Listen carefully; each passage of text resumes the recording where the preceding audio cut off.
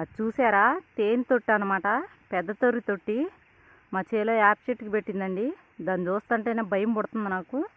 కనీసం 1,00,000 ఈగలు ఉంటాయి. ఈగలు చూడండి బయటకు కూడా తిరుగుతున్నాయి. పెద్ద తొర్రి తొట్టి చాలా ప్రమాదం అండి. చిన్నదైతే మనం దగ్గరికి వెళ్ళినా కానీ ఏమనవు కానీ ఈగలు. చూడండి నేను ఎంత దూరంలో ఉండి వీడియో తీస్తున్నాను. ఈగలు తారట్లాడుతున్నాయి అక్కడక్కడే. చూడండి నేను ఎక్కడి నుంచి ఎక్కడ అంత దూరం ఉన్నాను, అయినా కూడా నాకు భయంగానే ఉంది. చూడండి ఎంత పెద్దదో.